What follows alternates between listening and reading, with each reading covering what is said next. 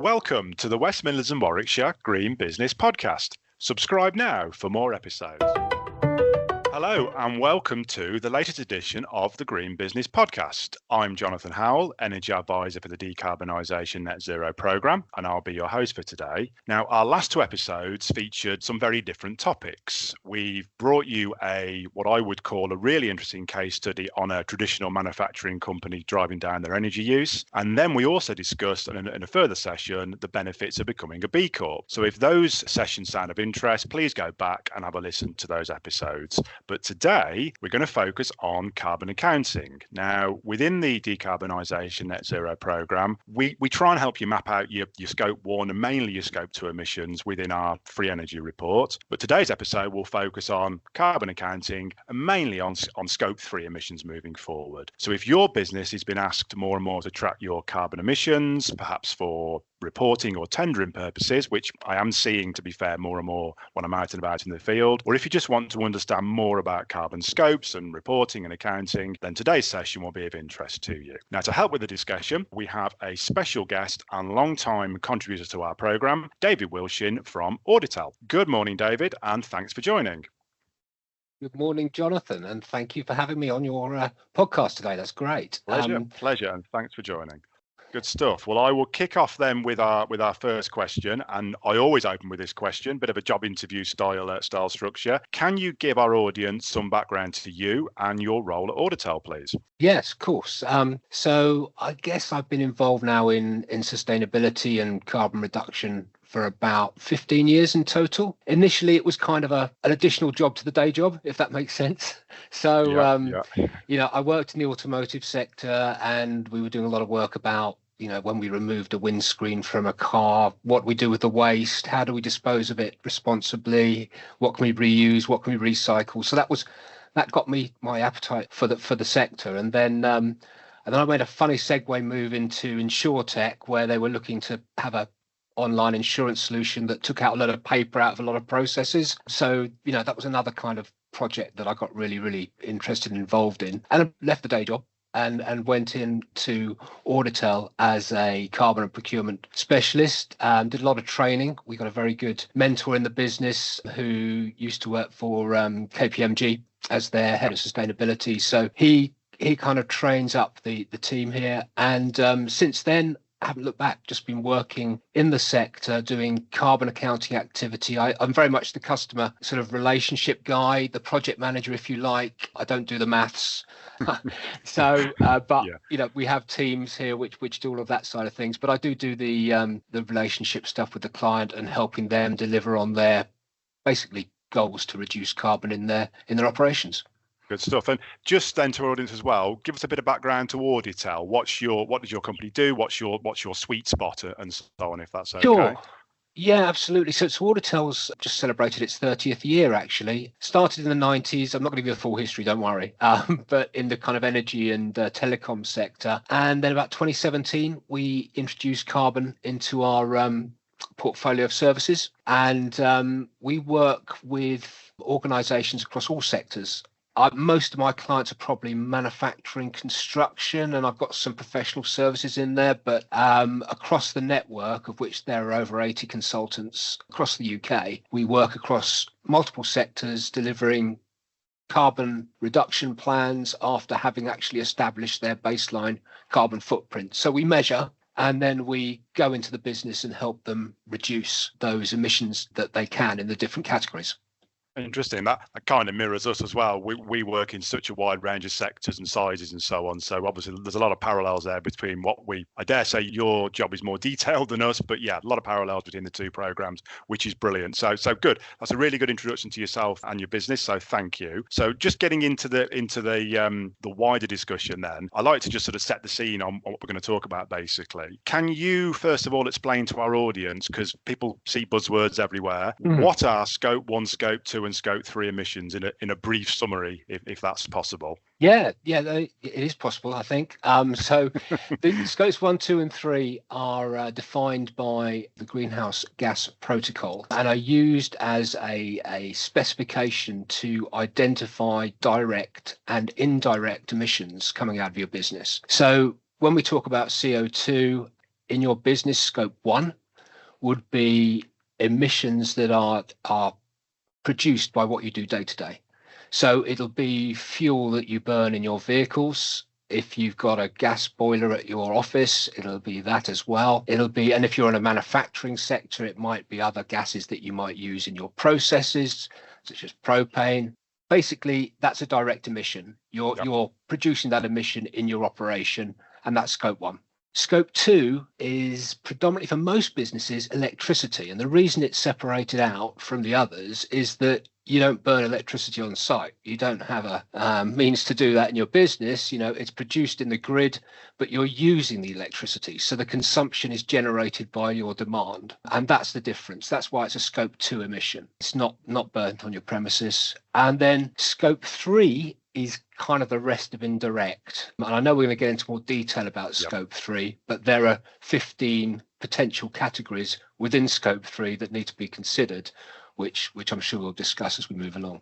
Good stuff. Textbook answer. Fantastic. Thank you. So as you've alluded to, let's jump on to the next question. Summary of what are the most common types then of scope 3 emissions that a business would typically see? Well, I think the most common and probably the easiest to get into, which I think is also a consideration, is things like business travel. So that's not your company car. That is taxis, aeroplanes, any vehicles you might have hired on a short-term basis, and also hotel stays and things like that. Now, generally, businesses, have those kind of records from their, financial year, and so business travel is one you can get into, I think, quite easily from that respect.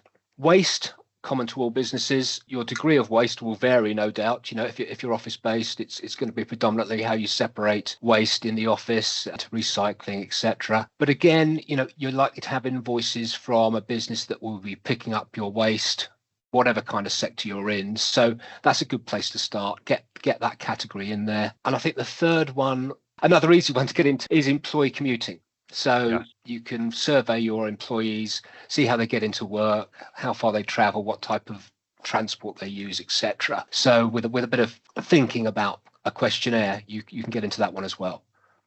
Okay, so would it be a valid statement then to say, because the reporting that I've seen over the years has been that scope 3 tends to have the biggest amount of carbon emissions. So scope 1 and scope 2 are reasonably small. That's under the business control themselves. The reporting that I've seen, sort of scope 3 is a bigger percentage, basically. Is that a general rule of thumb, or does it really vary business by business or sector by sector, maybe? No, generally you're absolutely right, Jonathan. Scope 3 is the lion's share of most businesses' emissions. Absolutely. It does vary a lot by sector. Of course, yeah. I can give you an example if you like. Extreme example. If you're in the supermarket sector, then your scope 3 that we haven't talked about yet is all around your supply chain and your purchased goods and services. Yeah. And if you consider how many goods are going into a supermarket and the transportation involved with that, that's in your scope 3. So for a supermarket, very often their scope 3 will be more than 95% of their total emissions. Understood. So just moving forward then, so as a business then, I want to start tracking these emissions, including scope 3. What benefits would that bring though? What are the benefits of actually tracking and accounting those scope 3 emissions? Yeah, I think the benefits you get is an understanding of your business and its impact on the environment as an overall effect. So by using the scope 1, 2 and 3 criteria within the greenhouse gas protocol, it will systematically take you through the different emission categories.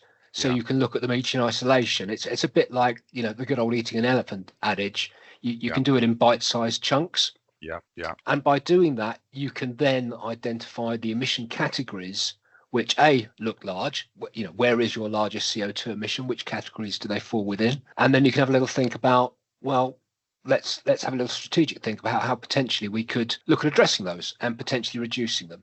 So it focuses the mind, it takes you out of your day-to-day business activities just to spend a bit of time thinking about the environmental impact of your business. That's kind of the process that we want to encourage businesses to adopt.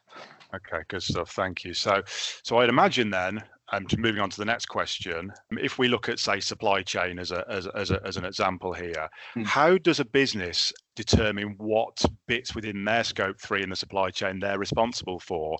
Is there not a bleed over or a crossover between the business in question that they're purchasing from in terms of their scope 1 and scope 2? And would that cross over to become your scope 3, or is it more cut and dry than that moving forward? Do you follow what I mean? I do follow what you mean, and you're right. So, a business that is delivering goods to you, that is in your upstream transport category. But it's also within their fuel category, because they might own the vehicle that's delivering the goods. So there is crossover.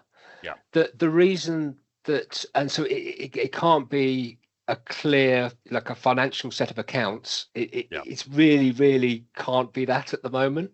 But the reason that scope 3 is so important, and you were encouraged by the standards to include that, is that you can influence that supplier. If you're a big client of theirs, let's say Tesco again, and Tesco is saying, okay, I've done all this lovely work in my scope 1 and 2, and now I want to address my supply chain, which is what they're doing, and they want to encourage that supply chain to become more sustainable. So they might, put into their contract awards encouragements and incentives to have a carbon reduction plan in place.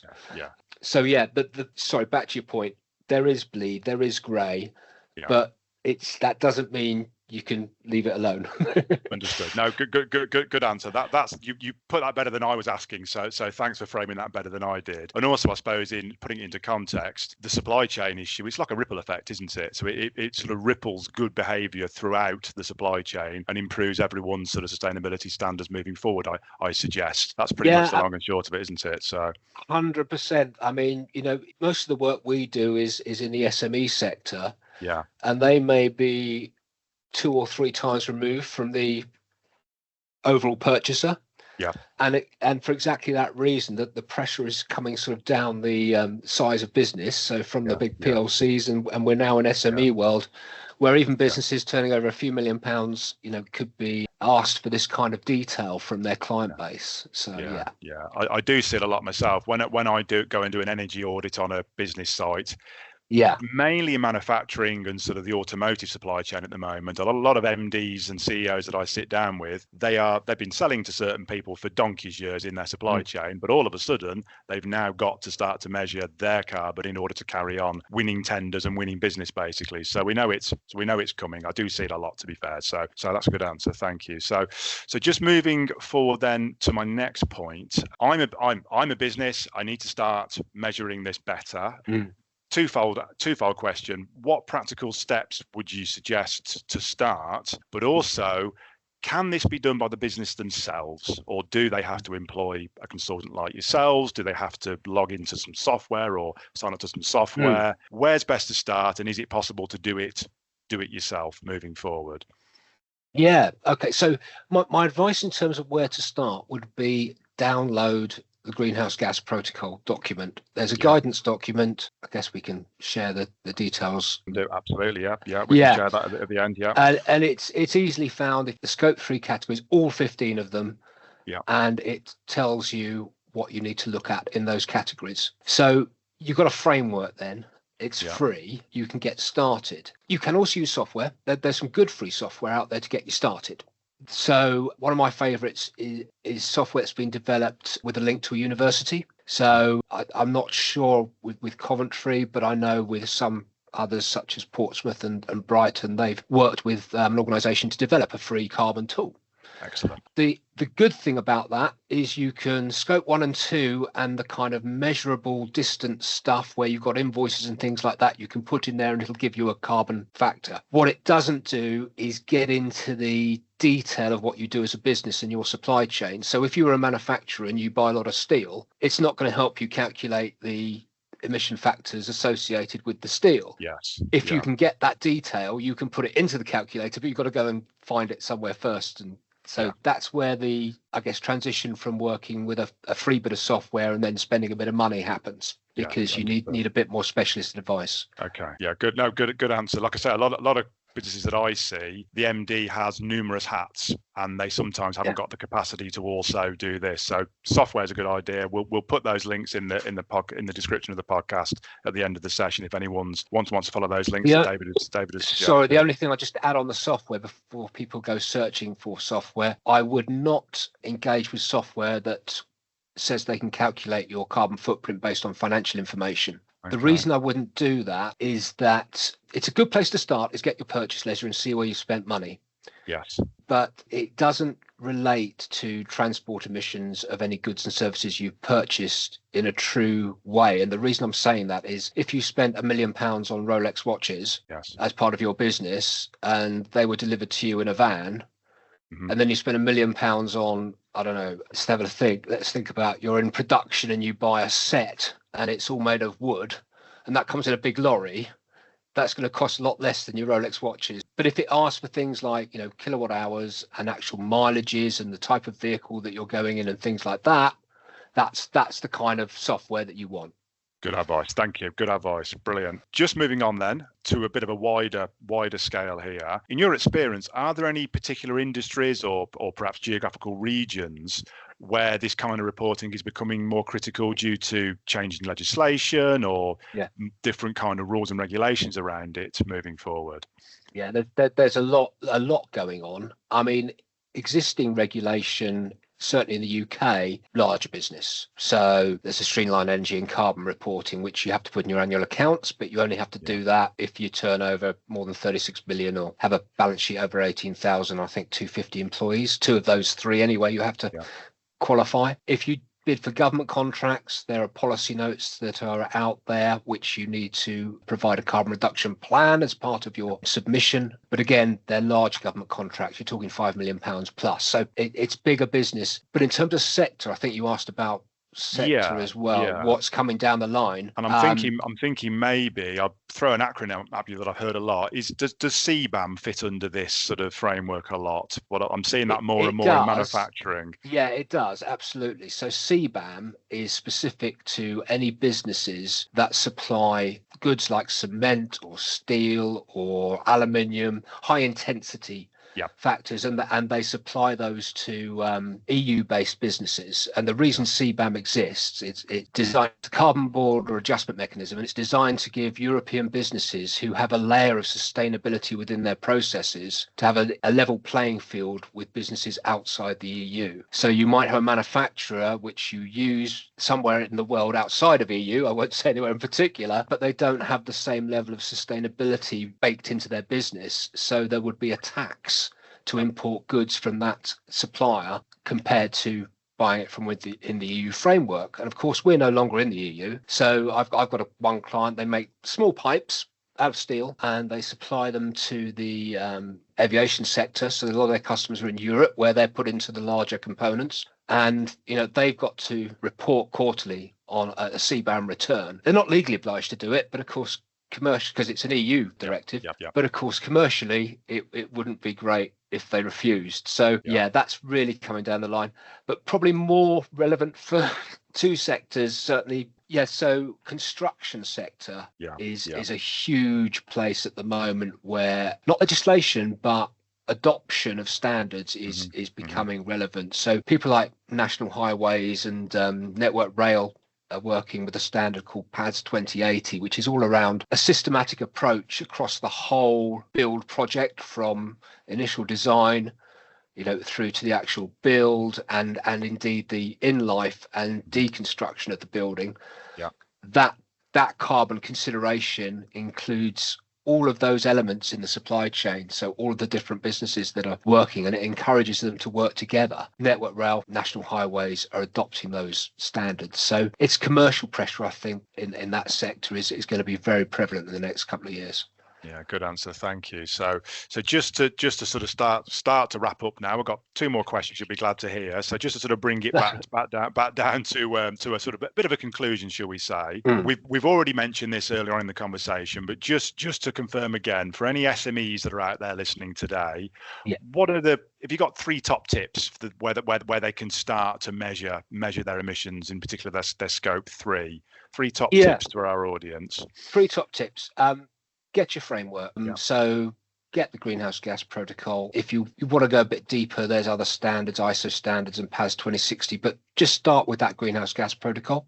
Yeah. Yeah. And then do some work either with a tool, an online tool, or have a think about the different categories and what data you can get to support that. And if you are able to put a bit of work into it and you're able to put together a bit of surveys for your suppliers just to get some information from them as to what they supply and how. And then once you've kind of thought about your different categories and got some form of measurement, look at your highest emitters and just have a little strategic think about, is there anything I can do to reduce those? Do I have to use that supplier in Belgium when there's one 20 miles down the road? So start having those thought processes.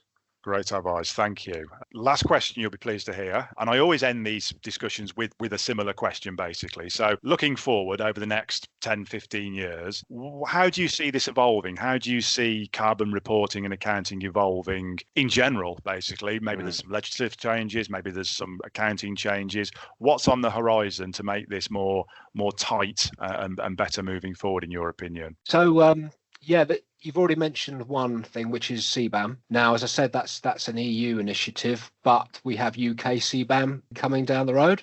Okay, interesting. Yeah, so it's a couple of years away yet, but I think that's going to be a really important player in the calculation of embodied carbon for anyone who's kind of working in those high energy sectors like cement and steel and aluminium, that type of thing. There's another piece of legislation that's being debated at the moment called Part Z. Part Z is a suggested amendment to the building regulations, so a major piece of legislation, and that's around this whole piece around looking at the entire carbon of a project from planning through to demolition of the building. So that's got the backing of all the major kind of tier 1 and tier 2 contractors. Lovely. Great answer. And that's been a really interesting discussion this morning. I've really enjoyed it, and I'm sure our audience will as well. So David, thank you for joining today, and thanks to everyone for listening, and also a thanks to Anne-Maria for producing today's session as well. So I just want to quickly run through the support that's available through our program, the Decarbonisation Net Zero Programme. As many of you will know, we provide free energy audits to our communities in the West Midlands Combined Authority and Warwickshire areas. We'll do you a free report that shows you where you're being inefficient, and we also then have grants available to put towards those carbon reduction projects. For example, double glazing, LED lighting, new boilers, and so on and so forth. So if that sounds of interest, we're still doing the programme. We still have some money left. We also have, if today's session's been of interest to you, myself and David did a webinar some time ago on the 28th of February 2024, where we went through carbon accounting in a lot more detail. So if that's of interest, again, the link will be in our podcast description. And then finally, if you've liked what David's had to say, you want to engage with Auditel more moving forward, the link to his business Auditel will be in the podcast description as well. I'm Jonathan Howl. Thanks for listening.